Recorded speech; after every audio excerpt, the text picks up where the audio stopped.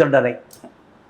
சட்டம் மனிதர்களுக்காகத்தான் சட்டம் வகுக்கப்பட்டிருக்கிறதே தவிர விலங்குகளுக்கு சட்டம் கட்டுப்படுத்தாது. நான் அபிராமியை மனித பிறவியில் சேர்த்து கொள்ளவே இல்லை. அது ஒரு விலங்கு பிறவி.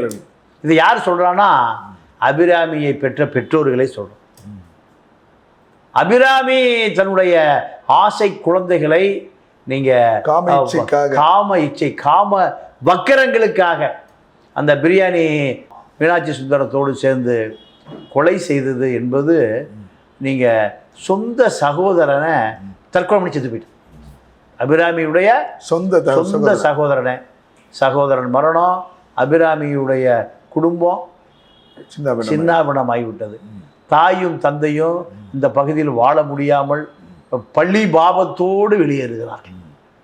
இப்போ அபிராமி சொல்கிறான், என்னுடைய வயதான தாயும் தந்தையும் காப்பாற்றணும். தாயும் தந்தையும் மூஞ்சி இப்போ இந்த அபிராமியை பெற்றதுக்காக நாங்கள் மனித குலத்திடம் மன்றாடுகிறோம், மனித குலத்திடம் மன்னிப்பு கேட்கிறோன்னு அவங்க 2 பேரும் சொல்கிறாங்க. அப்போ அதே போல்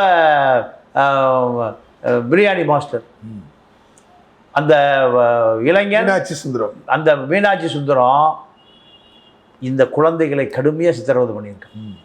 இவன் வருகிற பொழுது அந்த குழந்தை இவர்களுக்கு பாலியல் விளையாட்டு வக்கரங்களுக்கு இடையூறாக இருக்கிறது என்பதனால இந்த குழந்தை தாக்கப்பட்டிருக்கு. முதல் நாள் தாக்கப்பட்டு, 2ஆம் நாள் தாக்கப்பட்டு, பல முறை தாக்கப்பட்டிருக்கு. அப்போது மீனாட்சி சுந்தரமும் அபிராமி 2 பேரும் இந்த குழந்தைகளை நீங்கள் கடுமையாக தாக்கியிருக்காங்க. இந்த குழந்தைகள் தந்தையிடம் உண்மையை கூறிவிடும் என்பதற்காக நீங்கள் பாலில் விஷம் தூக்க மாத்திரையை கலந்து கொல்லப்பட்டிருக்கிறார்.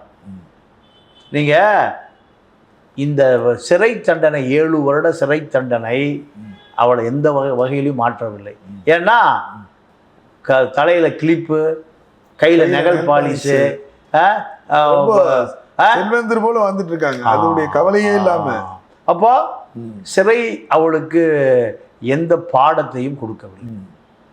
டிக்டாக் முகத்துல தானே நான் இல்லை. அது நீங்கள் பெண்களை பொறுத்த வரைக்கும் தமிழ்நாட்டு பெண்கள் நீங்கள் பாலியல் வக்கரங்களை தூண்டுகிற இந்த சினிமா முகம்தான். டிக்டாக்கும் சினிமா தான், சின்னத்திரையும் திரைத்துறையும் தான் இது போன்ற பாலியல் வக்கரங்களை உணர்ச்சிகளை தூண்டி சில காட்சிகள் கள்ளக்காதலில் பிறந்த குழந்தைகளை நீங்கள் தெருவோரத்தில் போட்டு போயிடலாம்.